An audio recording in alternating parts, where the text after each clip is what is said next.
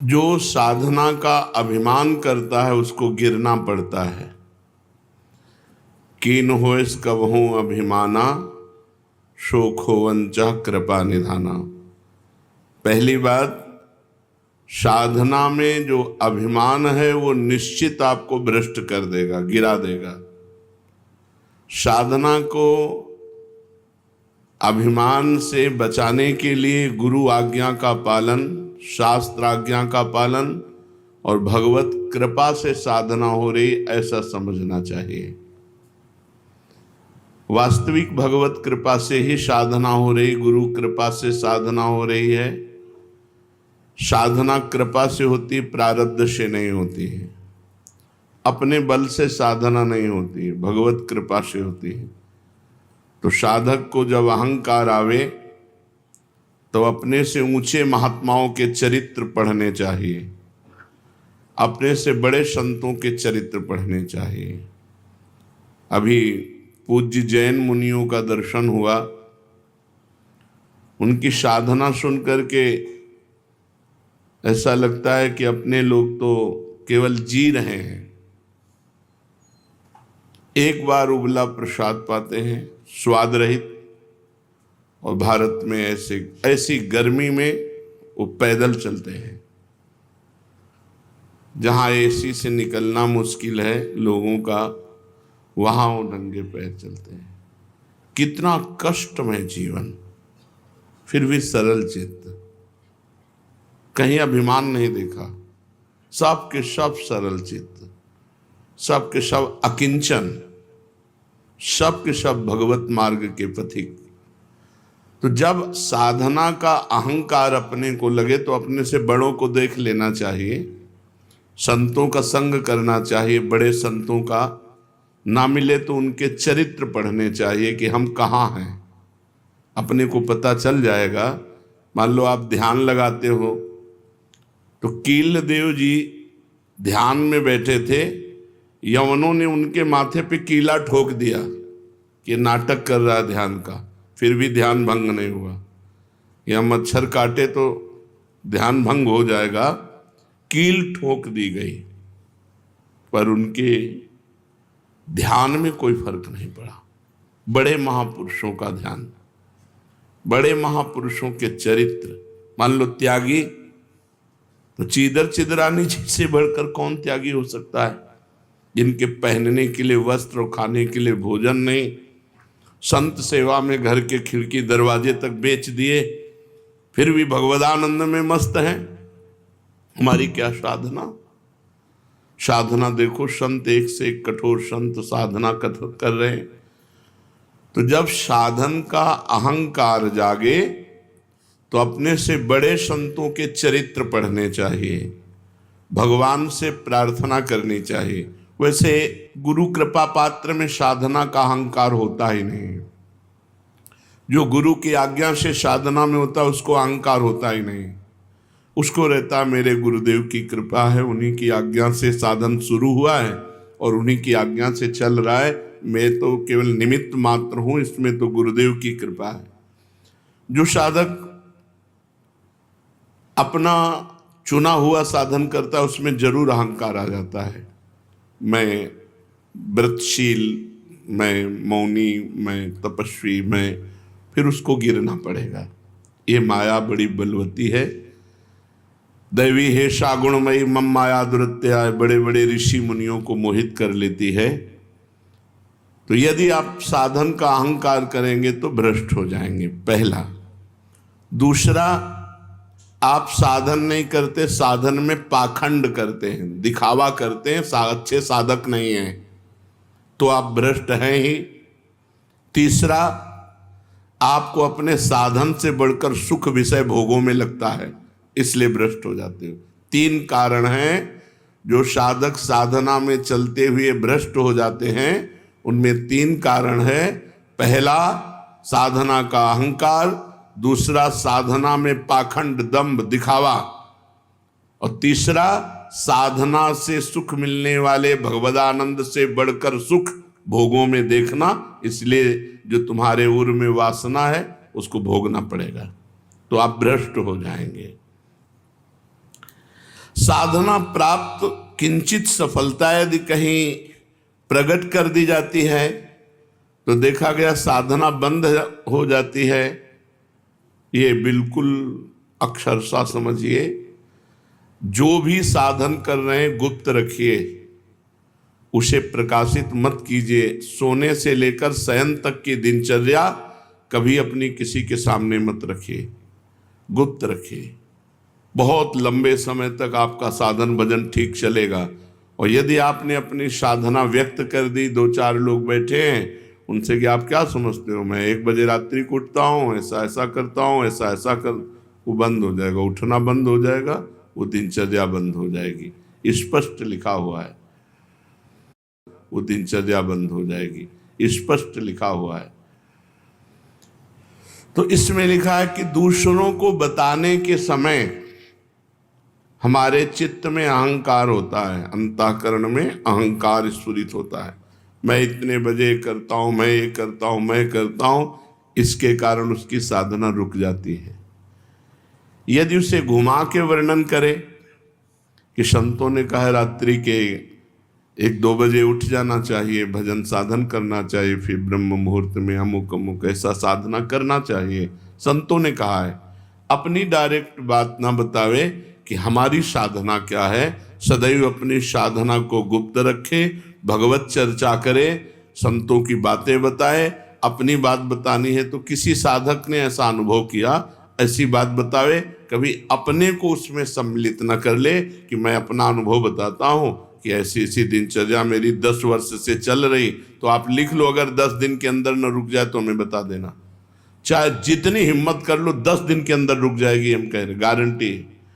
आप अपनी संपूर्ण साधना को किसी से बता दो, अगर 10 दिन के अंदर वो साधना न रुक जाए तो हमें बता देना। कभी भी किसी भी स्थिति में अपना रहस्य नहीं खोलना चाहिए साधना का, कि हम क्या साधना करते हैं, कितनी करते हैं, क्या करते हैं। कुछ अगर अनुभव के साधकों का मंगल हो तो उसे अन्य संतों के या साधकों के शब्दों में बोल दे, अपने डायरेक्ट ना खोले कि ये मेरी दिनचर्या है, ये मेरी साधना है। बताते समय भाव तो आ ही जाता है कि मेरा साधन अच्छा चल रहा है, तो इस मनोवृत्ति से कैसे बचें। ऐसी बात मन में आवे तब यही माने कि मेरा साधन गुरु कृपा से चल रहा है, भगवत कृपा से चल रहा है, और दूसरों का भी साधन भगवान जैसा चला रहे हैं वैसा चल रहा है। अभिमान करने की कोई जरूरत नहीं है, अभिमान की वृत्ति उदय होने ही ना दे। दूसरे जैसे भगवान चला रहे हैं वैसे चल रहे हैं, हमें जैसे भगवान चला रहे हैं वैसे हम चल रहे हैं। साधना करते समय मन में संकल्प विकल्प बहुत उठते हैं, इसके लिए क्या करें। वैसे साधना तो इसी बात की है कि कोई संकल्प न उठने पावे, पर यदि संकल्प उठे तो उसे पूरा होने न दे, उसे नष्ट कर दे।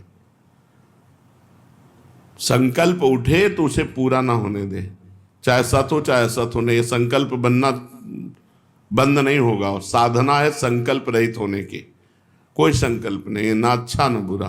बोले हम आज से ये संकल्प करते हैं, आज से क्या संकल्प करते हैं, हमारा तो जीवन भर का संकल्प है कि भगवान का नाम न छूटे, बस उसी में। अभी तक नहीं पूरा हो पाया संकल्प, तो और संकल्प बना के क्या करें। भगवान का साक्षात्कार करना है, अभी तक नहीं पूरा हो पाया, तो और संकल्प बना के क्या करें। ये जो छोटे छोटे संकल्प उठते हैं, ये करना है, ये देखना है, ये सुनना है, ये भोगना है, इनको नष्ट कर दे। कैसे नष्ट होते हैं, नाम जप करते हुए इनकी उपेक्षा कर दे तो अपने आप ही नष्ट हो जाते हैं। नाम जप बंद ना हो और आप लगाव ना रखें, जो अंदर मन संकल्प विकल्प दे रहा है, तो वो नष्ट हो जाएंगे। अगर परमार्थिक शुभ संकल्प कोई हो तो उसे आदर दे दो, नहीं तो परमार्थिक व्यवहारिक दोनों खत्म, बिना संकल्प के चलने दो। संकल्प रहित साधना ही भगवान की प्राप्ति का है। कोई संकल्प नहीं, कोई संकल्प विकल्प नहीं। इतना जपना ये भी संकल्प नहीं, निरंतर जपना है ये संकल्प। हमारे जीवन का लक्ष्य है एक भी श्वास खाली ना जाए, एक भी मिनट व्यर्थ ना जाए। पूछत रीति भभूकत धावत, श्री सेवक जी महाराज लिखे। नहीं, कैसे बदले।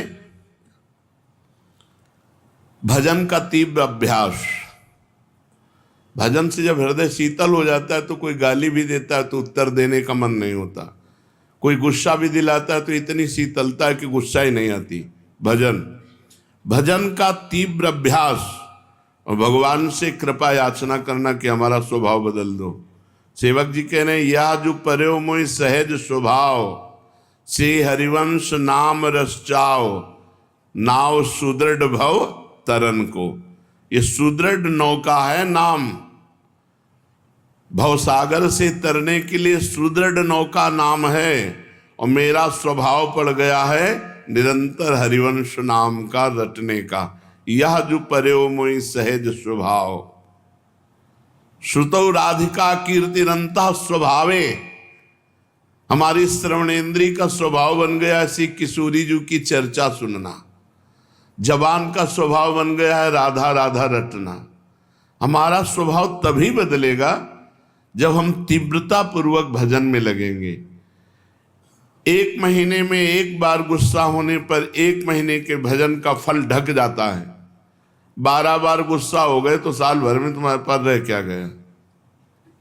अच्छे से गुस्सा हो जाने पर 1 महीने का भजन का फल ढक जाता है।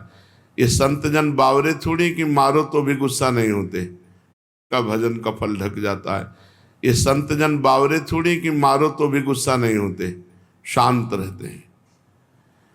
तो बोले जो मारने वाला है फिर वो अगर उसको प्रतिकूलता नहीं दी जाएगी तो और बढ़ जाएगा। नहीं, उमा क्षमा साप होते भारी, अपने कर्म जाय अपकारी। जो तुम्हारा अपकार कर रहा है उसे क्षमा कर दो, तुम्हारी क्षमा उसके लिए सांप से भी बढ़कर जाकर दंड देने वाली बन जाएगी। तुम्हारा भजन तो बढ़िया बच गया और उसको दंड सांप से भी अधिक मिल जाएगा। उमा क्षमा साप होते भारी, अपने कर्म जाय अपकारी। छोड़ो उसको, शांत रहो। कोई बात करे तो बहुत नम्र और मृदु बात करो और सावधानी पूर्वक जीवन व्यतीत करो। ऐसे किसी स्त्री पुरुष से बात ही न करो जिससे कोई संबंध नहीं है। व्यर्थ में नेत्रों को बहुत संभाल के, वाणी को बहुत संभाल के रास्ते चलते, श्री हरिवंश, जिधर वो श्री हरिवंश आया उधर से मुंह फेरो और फिर बोलो श्री हरिवंश तो चल दो। साधु का स्वभाव ऐसा नहीं होता। ऐसे करोगे फंस जाओगे, ऐसे करोगे फंस जाओगे। बिल्कुल नहीं फंसना।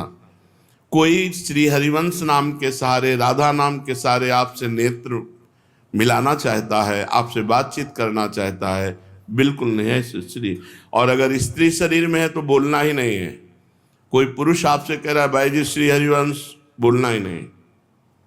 वो भले माने कि गुस्सा है क्या, पागल है क्या, सुनाई नहीं देता क्या, यही माने तो अच्छा है। ज्यादा अपने को प्रवीण संत न समझ ले, नहीं तो फंसने में देर नहीं लगती। माया फौरन फंसा लेती है, चित्त वृत्ति आकर्षित हो जाती है। इसलिए अपना स्वभाव बदले। भजन का फल है स्वभाव का बदलना।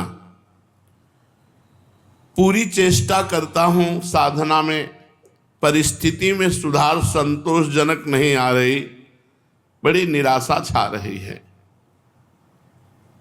जो साधक भगवान की कृपा का आश्रय लेकर साधना करता है, साधना में संलग्न है, प्रमाद नहीं करता,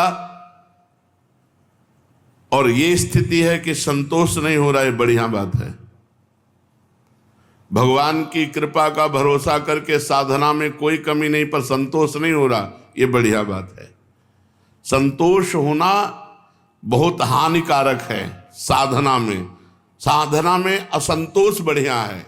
कभी संतोष नहीं, और भजन और भजन और साधन। संतोष हो गया तो मन कहेगा नियम तो पूरा ही हो गया, थोड़ी देर मनोरंजन कर लेते हैं। संतोष नहीं होना चाहिए, पर भगवान की कृपा का आश्रय और सच्चाई से साधना में लगन पूर्वक लगना। अमर पद की प्राप्ति का उपाय क्या है?